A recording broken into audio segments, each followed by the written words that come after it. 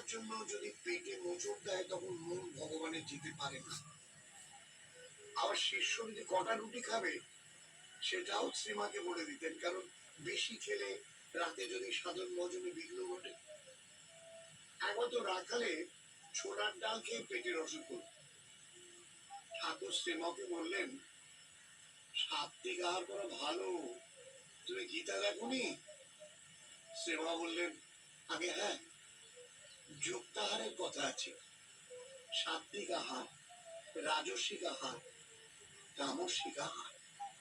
ঠাকুর গীতার এই উপদেশটা কিন্তু অনুমোদন করতেন। ঠাকুর অধিকারী ভেবে উপদেশ দিতেন। স্বামীজি খাওয়ার ব্যাপারে তিনি কিন্তু কোনো রেস্ট্রিকশন রাখেন। আমার নিরঞ্জন মহারাজকে ঘি খেতে বারণ করতেন। ঠাকুর একদিন যোগীন মহারাজকে জিজ্ঞাসা করলেন, ঠাকুর যোগীন মহারাজকে কি জিজ্ঞেস করছিলেন সে কথা শোনাবো কটি গানের পর। সঙ্গে থাকুন, কোথাও যাবেন না, শুনতে থাকুন ধ্যান ও তত্ত্বে কৃষ্ণ এবং রামকৃষ্ণের কথা, সঙ্গে জগন্নাথ বসু। শ্রী জগন্নাথ বসুর সঙ্গে কালী কথা, শুধুমাত্র 98.3 মির্চিতে।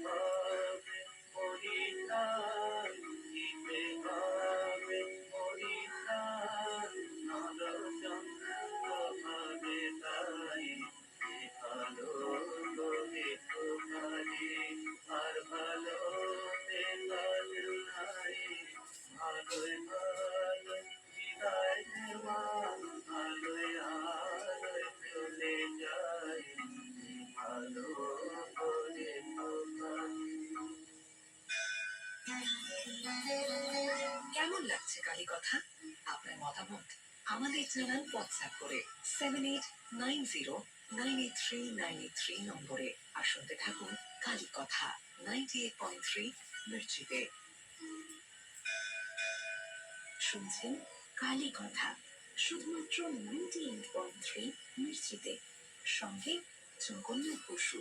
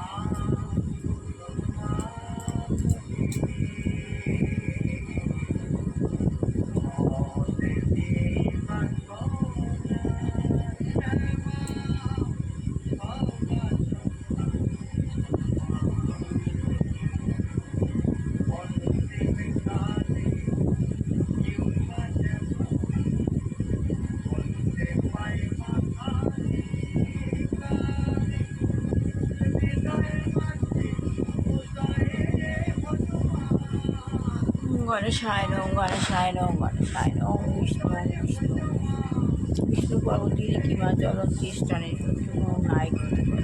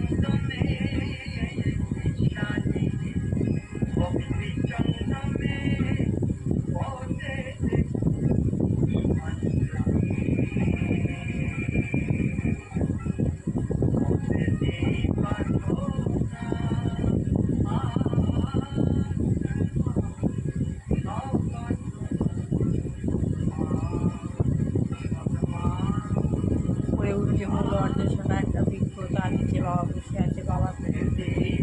আমি বাবার সঙ্গে গিয়ে বাবার মধ্যে থেকে আমি গিয়ে নিজের মধ্যে পাহাড় করে নিলাম।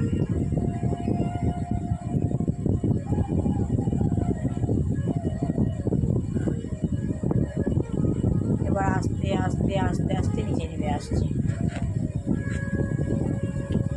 বাবার কাছে গিয়ে বাবার পাওয়ার ভরে নিলাম। এবার নিচে নেমে আসলাম। বাবার প্রচুর জ্যোতি, বাবার প্রচুর জ্যোতি, এভাবে কীভাবে কোন রিচার্জ করতে আমি নিজেকে সেভাবে রিচার্জ করে নিলাম। বাবার মধ্যে থেকে আমি আমার মধ্যে পাওয়ার ভরে নিলাম। শিব জয় শিব জয় শিব শিব শিব শিব শিব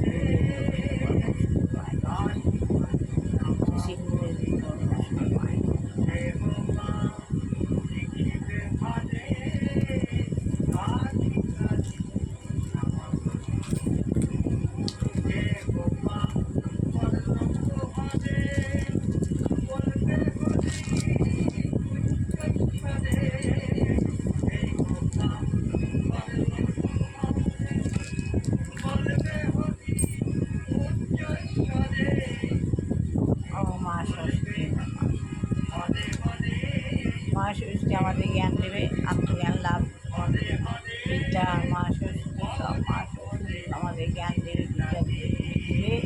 আমরা তবে মা লক্ষ্মীকে মুক্তি জ্ঞান সে লক্ষ্মীতে পাই। আগে মা ষষ্ঠী তার মা লক্ষ্মী না না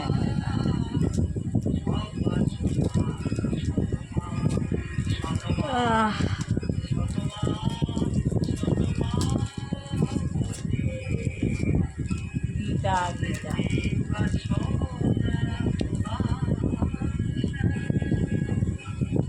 আমার অন্তরে অন্তর্নিহিত দেবতা।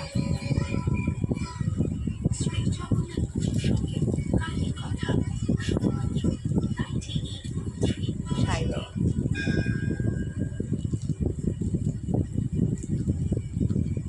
ধ্যানদত্তে কৃষ্ণের রামকৃষ্ণের কথা বলছে।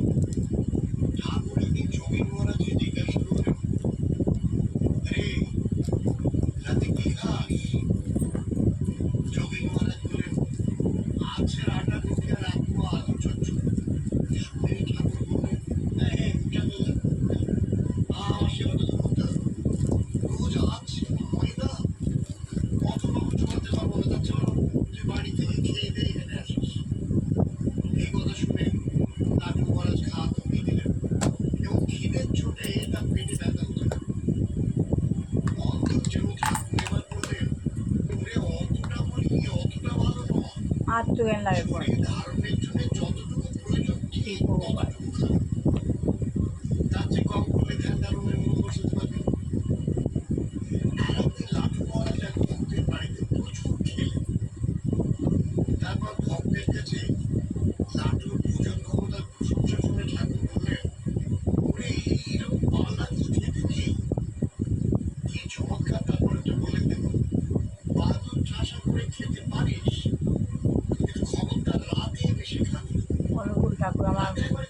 আমার গুরুদেব। উনি বলছেন সকালবেলার দিকটা যখন ব্রেকফাস্ট কিংবা লাঞ্চ এইগুলো আপনি বানানোটা শিখতে পারেন, তারপর আপনি আলোচনা করবেন, আহ, এদিক ওদিক ঘুরবেন, যাতে পরিপাকের আপনি তা সুবিধা প্রভুপাদ বলছেন শ্রীকৃষ্ণ হচ্ছেন পরমেশ্বর ভগবান, শ্রীকৃষ্ণ পরমেশ্বর ভগবান। আপনি যদি শ্রীকৃষ্ণকে রাত্রিরে পাখিরা পরমেশ্বর ভগবান বলে স্বীকার না করেন, আপনি যদি শ্রীকৃষ্ণকে পরমেশ্বর ভগবান বলে স্বীকার না করেন, তাহলে অন্তত তাকে জানবার চেষ্টা করুন। আপনি যদি শ্রীকৃষ্ণকে পরমেশ্বর ভগবান বলে মাথায় পড়বে, ভালো থাকুন, আনন্দে থাকুন, সবার মঙ্গল করুন, তাই যেন হয়, তাই যেন হয়, সবার মঙ্গল হোক, কল্যাণ হোক। আমার ছেলে বাবার মঙ্গল হোক, কল্যাণ হোক। সকল দিক দিয়ে ভালো হোক। শত্রু দমন করো, খারাপ মানুষের থেকে দূরে রাখো, তাহলে সেটাই হচ্ছে শিক্ষা। পরমেশ্বর ভগবান বলে স্বীকার না করেন, তাহলে অন্তত তাকে জানবার চেষ্টা করুন। শ্রীকৃষ্ণকে যদি পরমেশ্বর ভগবান বলে স্বীকার না করেন, তাহলে তাকে জানবার চেষ্টা করুন, সেটাই হচ্ছে শিক্ষা। পরমেশ্বর বলে কেউ রয়েছেন, পরমেশ্বর বলে কেউ রয়েছেন। কৃষ্ণ ভারতীয় নন, কৃষ্ণ ভারতীয় নন, তিনি ভগবান। সূর্যের উদয় যদি প্রথমে ভারতবর্ষে হয়, তার অর্থ এই নয় যে সূর্য ভারতীয়। সূর্যের উদয় যদি প্রথমে ভারতবর্ষে হয়, তবে তার অর্থ এই নয় যে সূর্য ভারতীয়। সেরকম শ্রীকৃষ্ণ যদিও ভারতবর্ষে অবতরণ করেছেন, শ্রীকৃষ্ণ যদিও ভারতবর্ষে অবতরণ করেছেন, কিন্তু এখনও তিনি কৃষ্ণ ভাবনামৃত আন্দোলনের মাধ্যমে পাশ্চাত্য জগতে এসেছেন। কৃষ্ণ ভারতবর্ষে অবতরণ করেছেন, কিন্তু এখন তিনি কৃষ্ণ ভাবনামৃত আন্দোলনের মাধ্যমে পাশ্চাত্য জগতে এসেছেন। আর এইটুখানি পড়লাম, ভালো লাগলে লাইক শেয়ার কমেন্ট অবশ্যই করবেন। সবার ভালো হোক, কল্যাণ হোক, মঙ্গল হোক, বুঝতে পারছে মানুষের কত মানুষ হোক, বিবাহিত ছেলেমেয়ের বিবাহ হোক, চাকরিযোগ্য ছেলেমেয়ের চাকরি হোক। যে গিয়ে বিবাহিত অনেক বিঘ্ন হয়েছে, আমাদের পরিবেশ খারাপ করছে, ভগবান তাকে চেতনা দিক, না হয় আমাদের পরিবেশ থেকে সরিয়ে নিই। যে গিয়ে রোগগ্রস্ত পিতা মাতা, বৃদ্ধ পিতা বা কোনো যুবক যুবতী বা কোনো বাচ্চা রয়েছে, ভগবান যেন তাকে দেখ, কষ্ট থেকে শত্রু দমন করে, সংকট মোচন করো, খারাপ লোকের থেকে ভালো রেখো, দূরে রেখো। আমার ছেলে বৌমাকে ভালো রেখো, কল্যাণ ভালো হোক, কল্যাণ হোক, কাজে বাজে উন্নতি হোক, শত্রু দমন করো, মুক্ত রেখো, সকল সংকট মোচন করো, সমস্ত খারাপ মানুষের থেকে দূরে থাকো। আজকে এর মতো শেষ করলাম, ভালো লাগলে লাইক শেয়ার কমেন্ট অবশ্যই করবেন। কালকে আবার নতুন একটা চ্যাপ্টার পড়বো, পরোপকার অনেক নেই। এই চ্যাপ্টারটা শেষ হলো, আর কিছুটা হলে বইটা শেষ হয়ে যাবে, তবে গীতা পড়তে পারবো। ভালো লাগে লাইক শেয়ার কমেন্ট অবশ্যই করবেন। আপনাদের মনস্কামনা পূর্ণ হবে। প্রতিদিন সকালবেলা ঘুম থেকে উঠে ভগবানের নাম করুন, আমার গুরুর সঙ্গ শুনুন, আপনাদের মনস্কামনা পূর্ণ হবে, ভালো হবে। এই বলে আর শেষ করলাম। যত মন্থন করবেন তত ভালো। ভগবানের সঙ্গে কৃষ্ণ ভগবানের সঙ্গে সম্পর্কযুক্ত হন, আপনার দিন ভালোই হবে। সকল কাজে আপনি হেল্প পাবেন, যেই যুগে যেই অধ্যায় পড়বেন সেই অধ্যায় আপনার অনুভূতি হবে, আপনি উপলব্ধি করতে পারবেন। কাজে আপনার সাফল্যের কষ্ট হবে না, শ্বাসকষ্ট হবে না। যখনই মানুষ কাজে ভয় পায়, তখনই শ্বাসকষ্ট হয়, চিন্তা থেকে মানুষের নানা রকম হয়, কিন্তু আপনি আপনার শরীরকে সুস্থ রাখতে পারবেন যদি অনুভূতিটা পেতে পারেন। এবারে আর শেষ করলাম। ভগবানকে বিশ্বাস যত থাকবে ততই ভালো হবে। অন্ধবিশ্বাস, বিশ্বাসী মেলায় বস্তুতন্ত্রে বহুদূর। এই বলে আর শেষ করলাম। ভালো লাগলে অবশ্যই।